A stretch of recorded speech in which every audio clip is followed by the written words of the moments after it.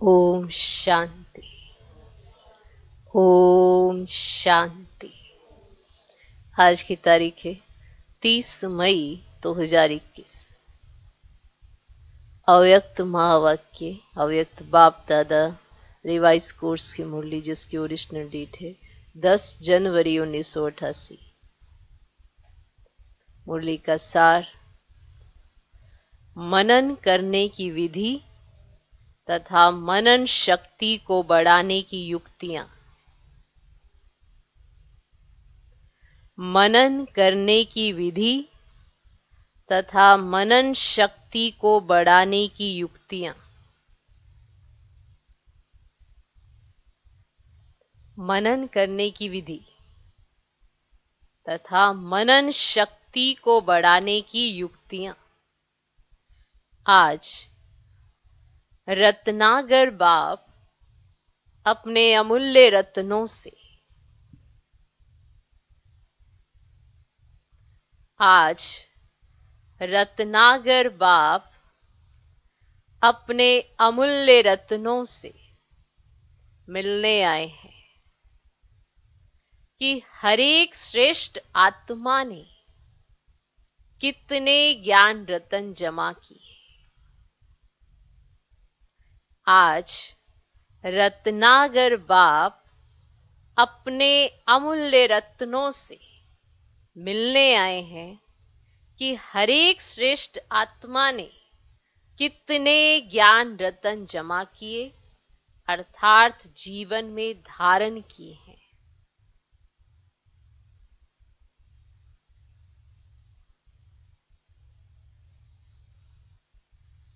कितने ज्ञान रतन जमा किए, अर्थात जीवन में धारण किए हैं।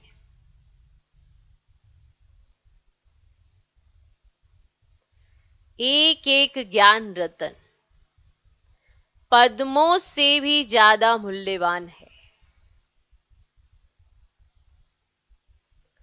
एक एक ज्ञान रतन पद्मों से भी ज्यादा मूल्यवान है। तो सोचो, आदि से अब तक कितने ज्ञान रतन मिले हैं। रत्नागर बाप ने हर एक बच्चे की बुद्धि रूपी झोली में अनेक रतन भर दिए हैं। सभी बच्चों को एक साथ एक जितने ही ज्ञान रतन दिए हैं। सभी बच्चों को एक साथ एक जितने ही ज्ञान रतन दिए हैं। लेकिन ये ज्ञान रतन जितना स्व प्रति व अन्य आत्माओं के प्रति कार्य में लगाते हैं, उतना ये रतन बढ़ते जाते हैं।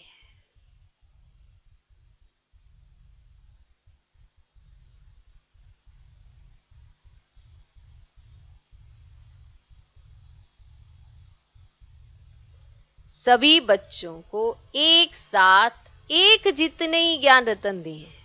कोई ये नहीं कह सकता कि इसको ज्यादा दिए हैं, मुझको कम दिए हैं। सभी को एक साथ एक जितने ही ज्ञान रतन दिए हैं। लेकिन ये ज्ञान रतन जितना स्व प्रति व अन्य आत्माओं के प्रति कार्य में लगाते हैं, उतना ये रतन बढ़ते जाते हैं। बाप दादा देख रहे हैं, बाप ने तो सबको समान दिए, है ना, एक समान ज्ञान रतन दिए। लेकिन कोई बच्चों ने रत्नों को बढ़ाया है और कोई ने रत्नों को बढ़ाया नहीं। दिए सबको एक समान ज्ञान रतन, पर कोई ने रत्नों को बढ़ाया है और कोई ने बढ़ाया ही नहीं। क्या? ज्ञान रतन। कोई भरपूर है, कोई अखुट मालामाल है। कोई समय परमान कार्य में लगा रहे हैं, कोई सदा कार्य में लगाकर एक का पदम गुना बढ़ा रहे हैं। कोई जितना कार्य में लगाना चाहिए उतना लगा नहीं सकते, इसीलिए रत्नों की वैल्यू को जितना समझना चाहिए उतना समझ नहीं रहे हैं।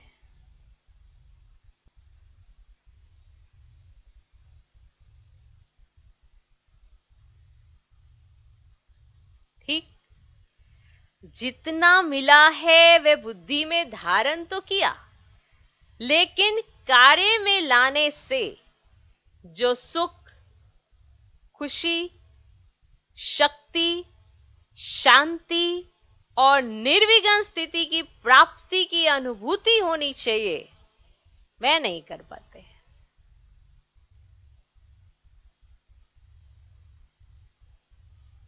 समझ आ रहा है?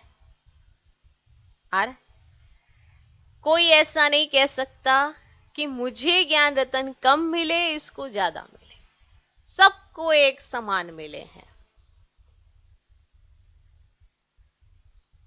जितना मिला है वह बुद्धि में धारण तो किया, लेकिन कार्य में लाने से जो सुख, खुशी, शांति, शक्ति और निर्विघ्न स्थिति, माना ये 5 प्राप्तियां, सुख, खुशी, शक्ति, शांति और निर्विघ्न स्थिति की प्राप्ति की अनुभूति होनी चाहिए, वह नहीं कर पाते।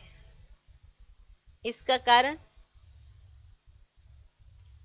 मनन शक्ति की कमी है। इसका कारण मनन शक्ति की कमी है, क्योंकि मनन करना अर्थात जीवन में समाना, धारण करना। जीवन में समाना, धारण करना। मनन ना करना अर्थात सिर्फ बुद्धि तक धारण करना। मनन ना करना अर्थात सिर्फ बुद्धि तक धारण करना। सिर्फ बुद्धि तक धारण किया है, माना सिर्फ बुद्धि तक धारण। इसका आगे भी बाबा बताएंगे बुद्धि तक धारण कैसे करते हैं। अगर प्रैक्टिकल यूज ही नहीं किया है तो वो जो सुख, शांति, शक्ति, खुशी, निर्विघ्न स्थिति, इसकी जो अनुभूति होती है वो नहीं होती है अगर प्रैक्टिकल में नहीं है और सिर्फ बुद्धि तक धारण किया। हाँ, बड़ा अच्छा पॉइंट है, बड़ा अच्छा पॉइंट है, पॉइंट बड़ा अच्छा है।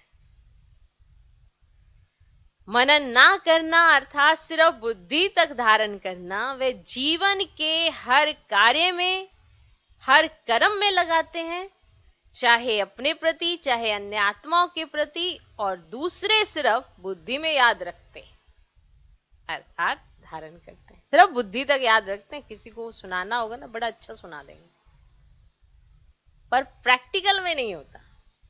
क्योंकि वो फिर अगर प्रैक्टिकल में हो तो सुख, शांति, शक्ति, ये जो अनुभूतियां बाबा ने कही ये होंगी उनको। खुशी की, निर्विघ्न स्थिति की, ये अनुभूति उनको होनी चाहिए। अगर नहीं हो रही है तो कहां तक है? सिर्फ बुद्धि तक धारण किया, माना सिर्फ दूसरों को सुनाने के लिए है। ना तो उन्हें सुख की अनुभूति हो रही है, ना खुशी की हो रही है, ना शांति की हो रही है, ना शक्ति की, ना निर्विघ्न स्थिति की। तो वह तो जीवन के हर कार्य में, हर कर्म में लगाते हैं, चाहे अपने प्रति लगाएं चाहे अन्य आत्माओं के प्रति लगाएं, और दूसरे सिर्फ बुद्धि में याद रखते अर्थात धारण करते। कि माना पॉइंट याद रहेगा उन्हें सिर्फ सुनाने के लिए, या बस बहुत अच्छा पॉइंट था, बस इतने तक, धारणा में नहीं होता, जिससे उनको इन सब चीजों की प्राप्ति हो। जैसे कोई भी स्थूल खजाने को सिर्फ तिजोरी में या लॉकर में रख दो और समय पर मान व सदा काम में नहीं लगाओ तो वह खुशी की प्राप्ति नहीं होती है। मान लो आपके पास स्थूल धन है और आपने उसे तिजोरी में रखा है या लॉकर में रखा है, लेकिन समय है उसको यूज करने का, लेकिन आप उसे यूज ही नहीं कर रहे हो और काम में नहीं लगा रहे हो, तो वो जो खुशी की प्राप्ति होनी चाहिए वो नहीं होती है। सिर्फ दिल का दिलासा रहता है कि हमारे पास है, कि हमारे पास तिजोरी में धन है, लॉकर में धन है, लेकिन उस धन से जो प्राप्ति करनी होती है वो नहीं फील हो रही है। इतना दिलासा है कि हमारे पास है, ना बढ़ेगा ना अनुभूति होगी। माना उस धन से ना तो वो कुछ कमा पाएंगे, ना तो कुछ चीज वो ला पाएंगे, सिर्फ वो लॉकर के अंदर है, तिजोरी के अंदर है, और ये दिलासा है कि हमारे पास है। ना वो बढ़ेगा ना अनुभूति होगी। ऐसे ज्ञान रतन अगर सिर्फ बुद्धि में धारण किया, याद रखा, मुख से वर्णन किया, पॉइंट बहुत अच्छी है, तो थोड़े समय के लिए अच्छी पॉइंट का अच्छा नशा रहता है। लेकिन जीवन में हर कर्म में उन ज्ञान रत्नों को लाना है, क्योंकि ज्ञान रतन भी है, ज्ञान रोशनी भी है, ज्ञान शक्ति भी है। क्योंकि ज्ञान एक रतन भी है, ज्ञान एक रोशनी भी है, ज्ञान एक शक्ति भी है। इसीलिए अगर इसी विधि से कर्म में नहीं लाया तो बढ़ता नहीं है, वह अनुभूति नहीं होती है ना। ज्ञान रतन बाबा ने दिए लेकिन यूज ही नहीं किया, अनुभूति नहीं होती, ना ही वो बढ़ता है। ज्ञान पढ़ाई भी है, ज्ञान लड़ाई के श्रेष्ठ शस्त्र भी है। ज्ञान पढ़ाई भी है, ज्ञान लड़ाई के श्रेष्ठ शस्त्र भी है। यह है ज्ञान का मूल्य। तो ज्ञान क्या है? ज्ञान रतन भी है, ज्ञान रोशनी भी है, ज्ञान शक्ति भी है, ज्ञान पढ़ाई भी है, ज्ञान लड़ाई के श्रेष्ठ शस्त्र भी है। यह है ज्ञान का मूल्य। मूल्य को जानना अर्थात कार्य में लगाना। अगर आपको किसी चीज का मूल्य होता है तो आप उसे यूज करते हैं, उसके मूल्य को समझते हुए कि अरे यूज करें इसको, कार्य में लगाना। और जितना जितना कार्य में लगाते हैं उतना शक्ति का अनुभव करते जाते हैं, है ना। जितना वो ज्ञान रतन, वो पॉइंट्स यूज किए हुए होंगे, आपके अनुभव में होंगे, उतना ही तो वो बढ़ेंगे और उतना ही आपको शक्ति की अनुभूति होगी। जैसे शस्त्र को समय प्रमाण यूज नहीं करो तो वह शस्त्र बेकार हो जाता है, अर्थात उसकी जो वैल्यू है वह उतनी नहीं रहती है, क्योंकि आपने यूज ही नहीं किया, उसको ऐसे ही रख दिया। अब उस पर जंग तो लगेगी ही लगेगी, क्योंकि आपने तो यूज ही नहीं किया है। यूज करें तो उसकी वैल्यू भी समझ में आए कि इस चीज की वैल्यू क्या है। यूज ही नहीं किया, ऐसे लाके रख दिया।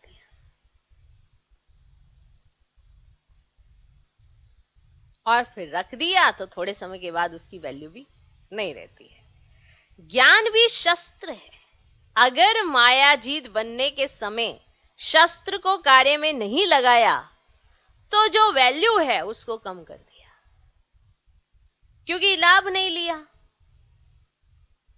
लाभ लेना अर्थात वैल्यू रखना। उस ज्ञान रत्न की वैल्यू को रखते हुए ज्ञान रत्नों को यूज करना होता है प्रैक्टिकल में। समझ आ रहा है? तो ज्ञान की वैल्यू को समझे। तो जैसे शस्त्र को समय प्रमाण यूज नहीं करो तो वो फिर उसकी वैल्यू नहीं रहती है।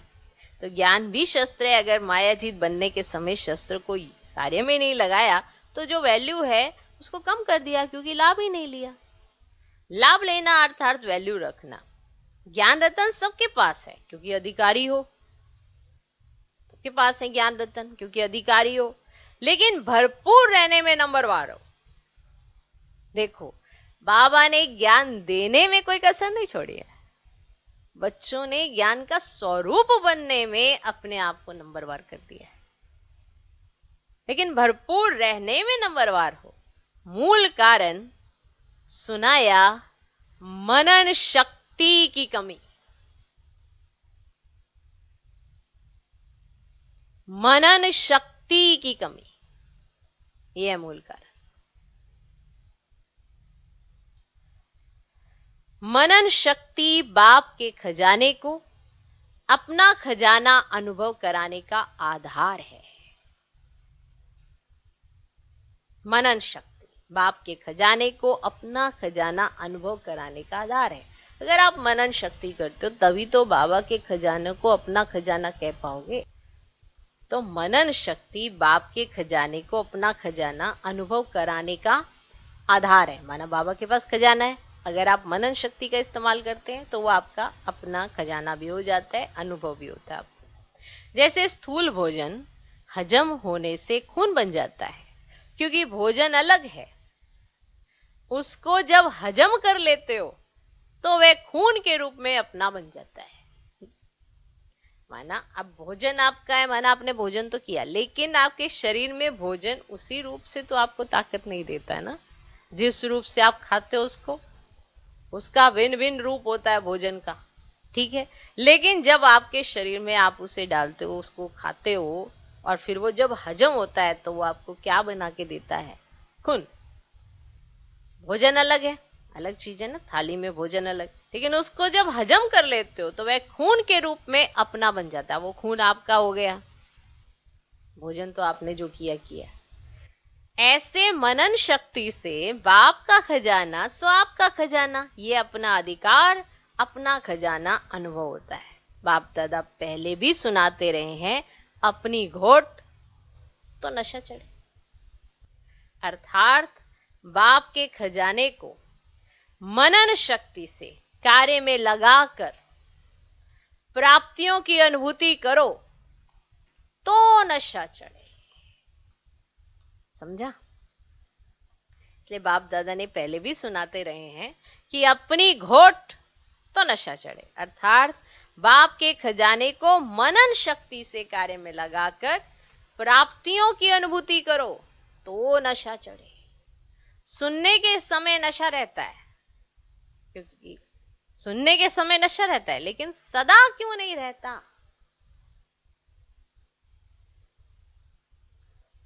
इसका कारण है सदा मनन शक्ति से अपना नहीं बनाया है।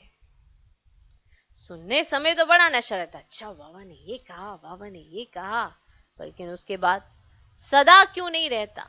इसका कारण है सदा मनन शक्ति से अपना नहीं बनाया। माना खून नहीं बनाया ना, जैसे भोजन का खून बनता है तो वो आपका बनता है ना, वो तो बाबा का खजाना तो है बाबा का, लेकिन आपका तो तब कहा जाए ना जब आप मनन शक्ति का इस्तेमाल करें।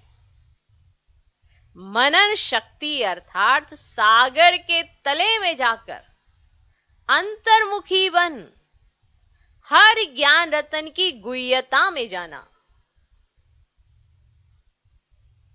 मनन शक्ति अर्थात सागर के तले में जाकर अंतर्मुखी बन हर ज्ञान रतन की गुह्यता में जाना।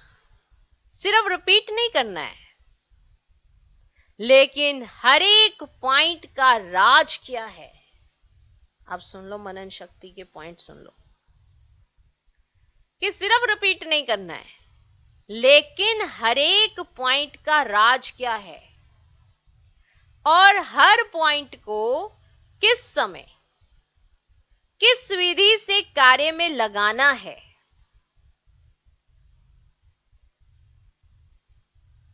सिर्फ रिपीट नहीं करना है, आपने कोई पॉइंट सिर्फ रिपीट नहीं कर लेना है, लेकिन हर एक पॉइंट का राज क्या है और हर पॉइंट को किस समय किस विधि से कार्य में लगाना है, और हर पॉइंट को अन्य आत्माओं के प्रति सेवा में किस विधि से कार्य में लगाना है।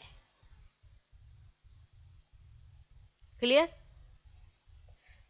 राज क्या है हर एक पॉइंट का, और हर एक पॉइंट को किस समय किस विधि से कार्य में लगाना है, और हर पॉइंट को अन्य आत्मा के प्रति सेवा में किस विधि से कार्य में लगाना है। ये चार बातें कि पॉइंट को सिर्फ रिपीट नहीं करना है, लेकिन हर एक पॉइंट का राज क्या है और हर पॉइंट को किस समय किस विधि से कार्य में लगाना है। चौथा, हर पॉइंट को अन्य आत्माओं के प्रति सेवा में किस विधि से कार्य में लगाना है। ये चारों ही बातें हर एक पॉइंट को सुनकर मनन करो। तो आज आपको मनन करने की विधि बताई इन चार बातों से, कि एक तो आपको देखना है कि इसका राज क्या है और इसे किस समय यूज करना है और किस विधि से इसे कार्य में लगाना है, और चौथा, हर पॉइंट को अन्य आत्माओं के प्रति माना सेवा में किस विधि से कार्य में लगाना है। तो ये चारों ही बातें हर एक पॉइंट को सुनकर मनन करो। साथ साथ मनन करते प्रैक्टिकल में उस राज के रस में चले जाओ, नशे की अनुभूति में जाओ। माया के भिन्न भिन्न विघ्नों के समय व प्रकृति के भिन्न भिन्न परिस्थितियों के समय काम में लगाकर देखो कि जो मैंने मनन किया कि इस परिस्थिति के प्रमाण व विघ्न के प्रमाण ये ज्ञान रतन मायाजीत बना सकते व बनाने वाला है, वह प्रैक्टिकल हुआ अर्थात मायाजीत बने।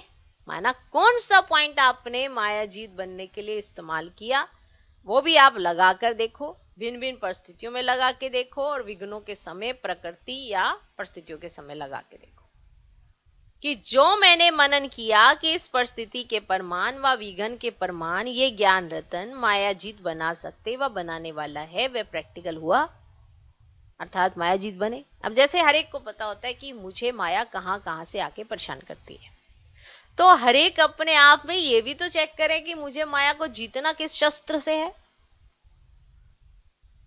अगर माया शक्तिशाली है तो बाप तो सर्वशक्तिवान है, उसने तो सारी विधियां बता दी हैं कि अगर माया ऐसे अटैक करे तो ये वाला ज्ञान रतन इस्तेमाल करना, अगर ऐसे अटैक करे तो ये वाला ज्ञान रतन ये इस शस्त्र को इस तरह से इस्तेमाल करना। अब बात आती है कि आपने प्रैक्टिकल किया। प्रैक्टिकल बात ये है कि जो ज्ञान रतन है उसको हम यूज नहीं करते हैं, और जब यूज नहीं करेंगे तो माया जीत कैसे बनेंगे। और माया आपके इर्द गिर्द ही है और कहीं नहीं है।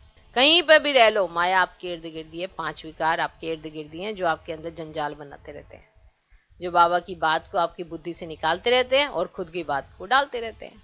जब इसी चीज को आप दुनिया में किसी और में देखते हो तो बड़ी जल्दी भांप लेते हो, ये देखो माया, और जब अपने जीवन में देखते हो तो समझ ही नहीं पाते कि हम भी तो माया के चक्रव्यूह में ही है। तो जो प्रैक्टिकल करेगा, अगर प्रैक्टिकल हुआ ये भी चेक करो, समझ में आए।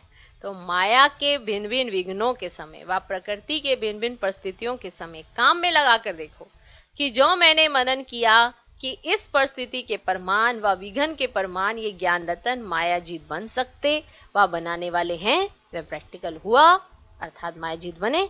माना कौन सा ज्ञान रतन आपने इस्तेमाल किया जिसके आधार पर आप मायाजीत बने। माना कौन सा शस्त्र आपने यूज किया, जो माया आई थी आपने उसका काट किया। तो ये भी आप चेक करें। वह सोचा था मायाजीत बनेंगे लेकिन मेहनत करनी पड़ी, वह समय व्यर्थ गया। ये भी आप चेक करें कि आपने सोचा मायाजीत बन जाएंगे इस पॉइंट से, लेकिन आपको मेहनत करनी पड़ी, वह आपका समय व्यर्थ गया। इससे सिद्ध है कि विधि यथार्थ नहीं थी तब सिद्धि नहीं मिली। और अगर आपने उस पॉइंट से माया को नहीं जीता तो इसका मतलब आपकी विधि सही नहीं थी ना। तो विधि सही नहीं है तो सिद्धि कैसे मिलेगी। यूज करने का तरीका भी चाहिए, अभ्यास चाहिए। बाबा तो हर एक फील्ड के बच्चे को समझा रहा है, चाहे वो समर्पित है, चाहे वो गृहस्थ में रहता है, चाहे वो पढ़ाई करता है, चाहे वो कुमार है, चाहे वो कुमारी है, चाहे वो अदर कुमार है, चाहे अदर कुमारी है। हर फील्ड माना जो भी वर्ग है, सब वर्ग के बच्चों के लिए बाबा एक समान ही समझाता है, क्योंकि उसका पेपर उसके साथ ही आता है। चाहे कोई हॉस्टल में रह रहा है, चाहे कोई घर में रह रहा है, चाहे कहीं पे भी रह रहा है, एक ही मुरली आती है, उससे ही उसने समझना होता है कि मुझे क्या बाबा कह रहा है। ओके, जो प्रैक्टिकल करता है फिर उसे समझ में आ जाता है।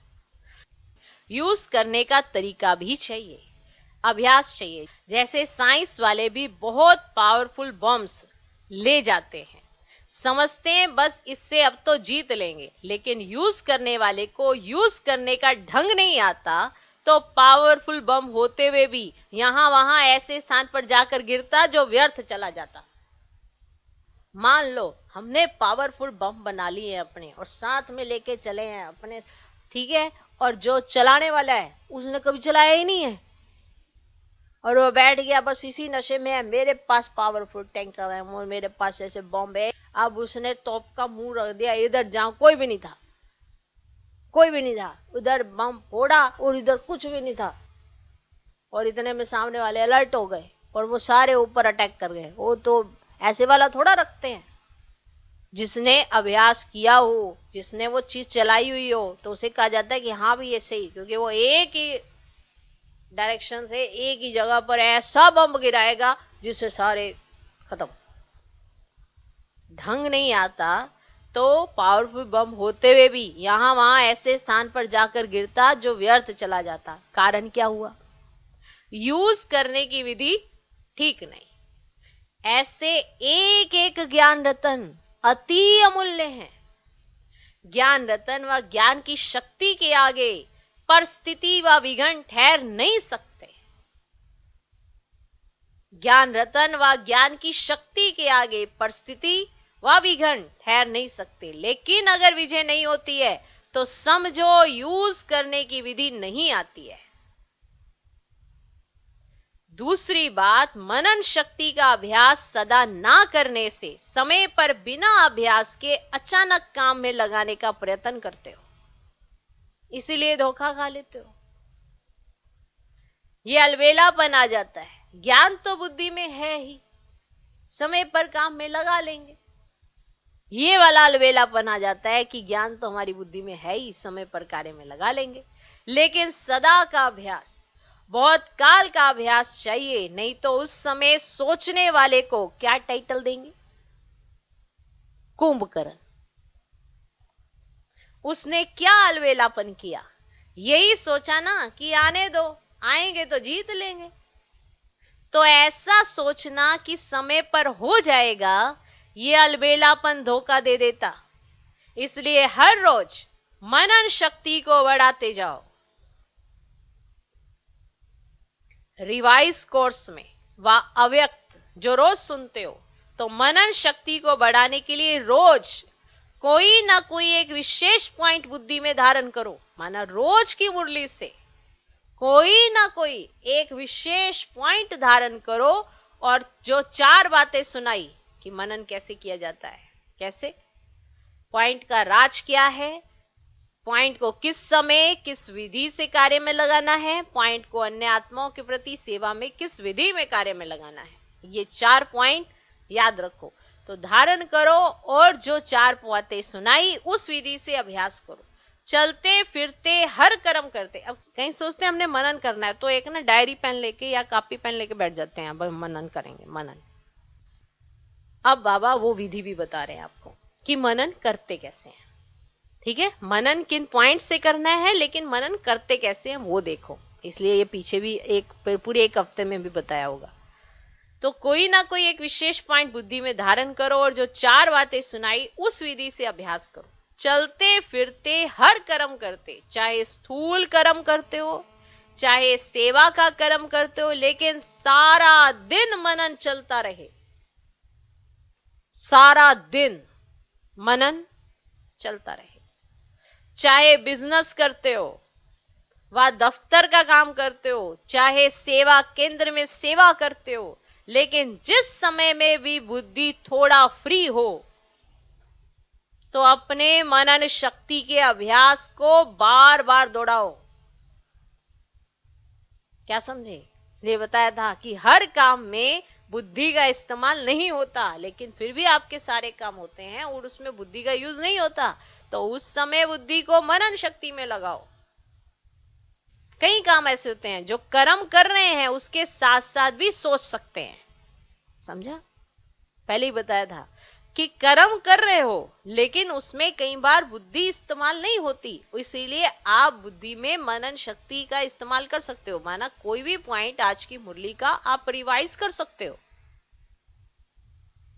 कई काम ऐसे होते हैं जिसमें कर्म करते हुए उसके साथ साथ भी सोच सकते हैं। बहुत थोड़ा समय होता है जो ऐसा कार्य होता है जिसमें बुद्धि का फुल अटेंशन देना होता है।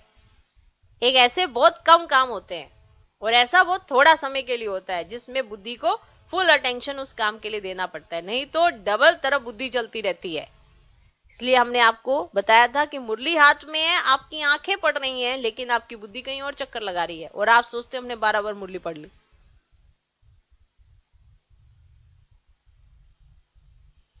ओके, ऐसा समय अगर अपनी दिनचर्या में नोट करो तो बीच बीच में बहुत समय मिलता है आपको। मनन शक्ति के लिए विशेष समय मिले तब अभ्यास करेंगे, ऐसी कोई बात नहीं है कि आप डायरी पेन उठाएं फिर आप मनन चिंतन करें तब आप अभ्यास करेंगे, ये नहीं है। रोज की मुरली में से आप कोई एक पॉइंट पर भी मनन कर सकते हो, चलते फिरते भी कर सकते हो। अगर एकांत का समय मिलता है तो बहुत अच्छा है, और महीनता में जाएं, हर पॉइंट के स्पष्टीकरण में जाओ, विस्तार में जाओ तो बहुत मजा आएगा। लेकिन पहले पॉइंट के नशे की स्थिति में स्थित होकर के करना, पहले उस पॉइंट के नशे में तो आओ, फिर बोर नहीं होंगे। नहीं तो सिर्फ रिपीट कर लेते हैं, फिर कहते ये तो हो गया अब क्या करें। जैसे कोई पॉइंट होता है ना, कहते अब ये तो हो गया भाई, अब क्या करें, माना फिर भरी हो गए, कहते ये तो हो गया अब क्या करें। हुआ कहां, नशा तो चढ़ा ही नहीं, मनन चिंतन तो किया ही नहीं, अब कहते ये तो हो गया अब क्या करें। जैसे कई स्वदर्शन चक्र चलाने में हंसाते हैं ना, चक्र क्या चलाए, 5 मिनट में चक्र पूरा हो जाता है। जैसे कहीं सुदर्शन चक्र चलाने में हंसाते हैं ना, चक्र क्या चलाएं, 5 मिनट में चक्र पूरा हो जाता है। स्थिति का अनुभव करना नहीं आता है तो सिर्फ रिपीट कर लेते हैं, माना उस स्थिति में स्थित नहीं होते हैं। जैसे कहा देवता स्वरूप, तो देवता स्वरूप में स्थित होना पड़ता है, अपने आप को फील करना पड़ता है, इसमें नहीं जाते हैं। फिर क्या करते हैं, फिर रिपीट कर लेते हैं, सत्युग त्रेता द्वापर कलयुग, इतने जन्म, इतनी आयु, इतना समय, बस। सत्युग त्रेता द्वापर कलयुग, अब संगम, अब उसमें इतने जन्म होते हैं, उसमें इतनी आयु होती है, इतना समय होता है, बस पूरा हो गया चक्कर। लेकिन स्वदर्शन चक्रधारी बनना अर्थात नॉलेजफुल, पावरफुल स्थिति का अनुभव करना कि आपने स्वदर्शन चक्र घुमाया तो आपको कैसी स्थिति का अनुभव होना चाहिए। नॉलेजफुल पावरफुल स्थिति का अनुभव होना, पॉइंट के नशे में स्थित रहना, राज में राजयुक्त बनना, ऐसा अभ्यास हर पॉइंट में करो। यह तो एक स्वदर्शन चक्र की बात सुनाई, ऐसे हर ज्ञान की पॉइंट को मनन करो और बीच बीच में अभ्यास करो। ऐसे नहीं सिर्फ आधा घंटा मनन किया, समय मिले और बुद्धि मनन के अभ्यास में चली जाए, क्योंकि आपको मालूम है कि जो कर्म आप कर रहे हो उसमें बुद्धि लगाने की जरूरत नहीं है, तो फिर बुद्धि फ्री है, तो आप बुद्धि फ्री है तो आप उसको मनन में लगाओ। मनन शक्ति से बुद्धि बिजी रहेगी तो स्वतः ही सहज मायाजीत बन जाएंगे। बिजी देख माया आपे ही किनारा कर लेगी। माया आए और युद्ध करो, भगाओ, फिर कभी हार कभी जीत हो, यह चीटी मार्ग का पुरुषार्थ है। आप खाली बैठे हुए होते हो, माया आ जाती है, कोई ना कोई आ जाता है आपको डिस्टर्ब करने। अब तो तीव्र पुरुषार्थ करने का समय है, उड़ने का समय है, इसलिए मनन शक्ति से बुद्धि को बिजी रखो। इसी मनन शक्ति से याद की शक्ति में मगन रहना, यह अनुभव सहज हो जाएगा। मनन माया जीत और व्यर्थ संकल्पों से भी मुक्त कर देता है। जहां व्यर्थ नहीं, विघन नहीं, तो समर्थ स्थिति व लगन में मगन रहने की स्थिति स्वतः ही हो जाती है।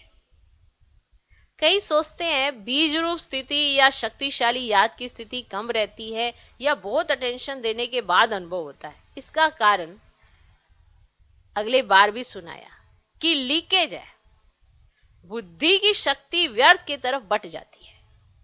कभी व्यर्थ संकल्प चलेंगे, कभी साधारण संकल्प चलेंगे। जो काम कर रहे हैं उसी के संकल्प में बुद्धि का बिजी रहना, इसको कहते हैं साधारण संकल्प। माना जो काम कर रहे हैं जिसमें बुद्धि का इस्तेमाल ज्यादा नहीं होना, फिर भी उसी के बारे में सोच। कोई भी कार्य करो अच्छे से ही करोगे, इसमें बुद्धि का कोई काम नहीं है, लेकिन बुद्धि में आपको क्या करना है, कोई एक पॉइंट लेना है, उस पर मनन चिंतन करना है, अब फिर उसे प्रैक्टिकल करना है अगर कोई सिचुएशन आ जाती है सामने।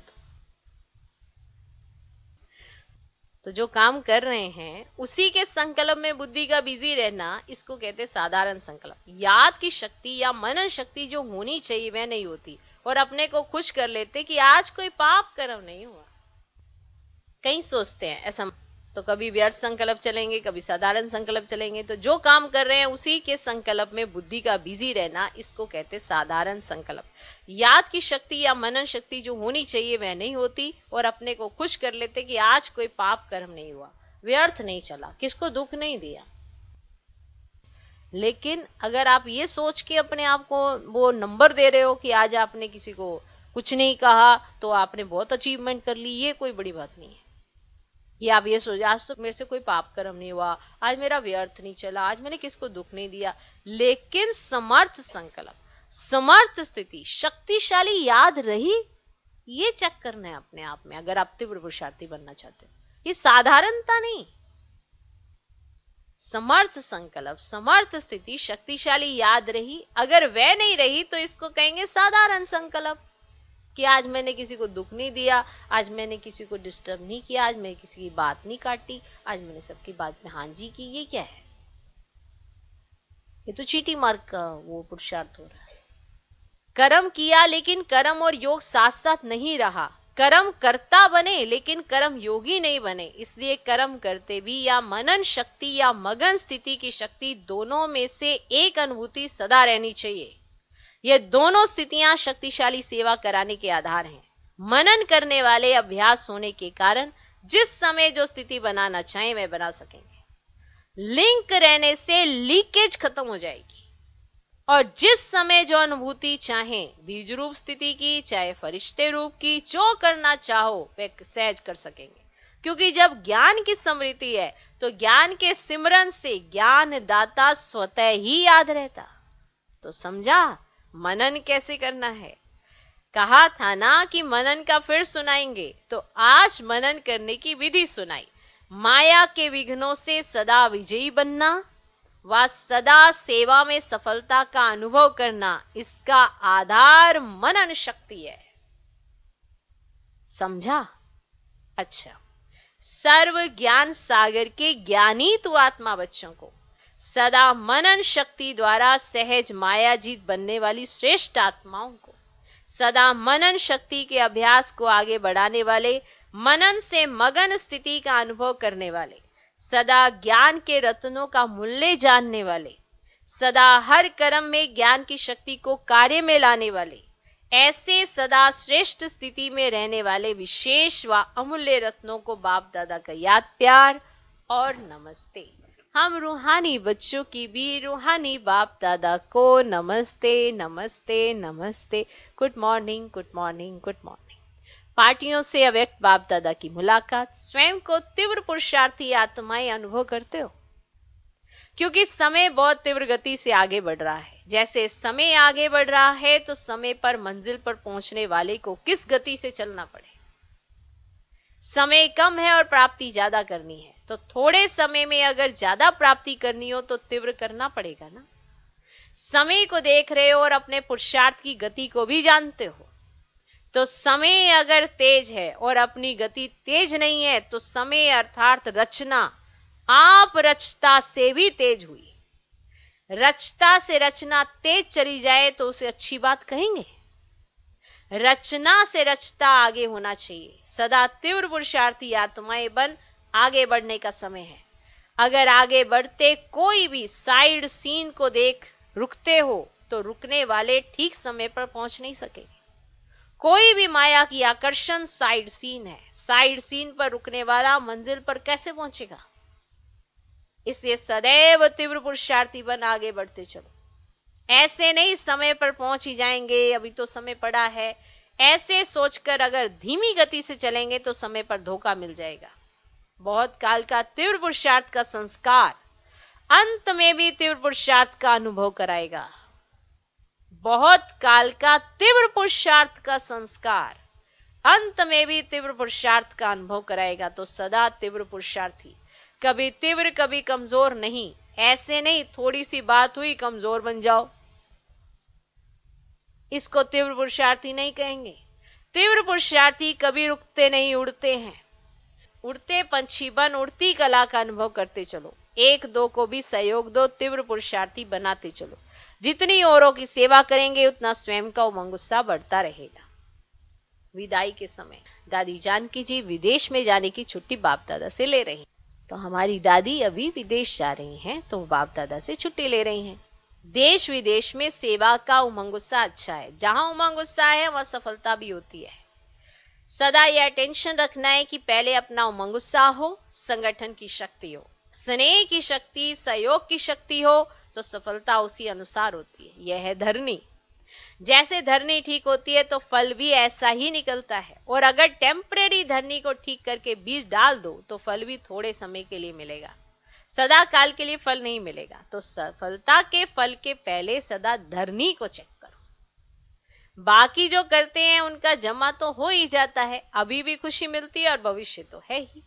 अच्छा, आज का वरदान, तोड़ना, मोड़ना और जोड़ना। तोड़ना, मोड़ना, जोड़ना, इन 3 शब्दों की स्मृति द्वारा सदा विजयी भव। तोड़ना, मोड़ना और जोड़ना, इन 3 शब्दों की स्मृति द्वारा सदा विजयी भव। सारी पढ़ाई और शिक्षाओं का सार ये 3 शब्द हैं। सारी पढ़ाई और सारी की सारी शिक्षाओं का सार जो है ये 3 शब्द हैं। एक, कर्म बंधन तोड़ने हैं। दूसरा, अपने स्वभाव संस्कार को मोड़ना है। जहां हम दूसरों के स्वभाव संस्कार को मोड़ने की या चेंज करने की बातें करते हैं, वहां सबसे पहले हमें अपना स्वभाव संस्कार मोड़ना है, और वो बाप समान होना चाहिए। और तीसरा, एक बाप से सर्व संबंध जोड़ने हैं। तो तोड़ना है कर्म बंधन, और मोड़ना है स्वभाव संस्कार, और जोड़ना है एक बाप से सर्व संबंध। यही 3 शब्द संपूर्ण विजयी बना देंगे। इसके लिए सदा ये स्मृति रहे कि जो भी इन नैनों से विनाशी चीजें देखते हैं, इन आंखों से आपको कोई भी विनाशी चीज दिखाई देती है, वह सब विनाश हुई पड़ी है। उन्हें देखते भी अपने नए संबंध, नई सृष्टि को देखते रहो, तो कभी हार हो नहीं सकती। आज का स्लोगन, योगी की निशानी है सदा क्लीन और क्लियर। योगी की निशानी है सदा क्लीन और क्लियर। ओम शांति।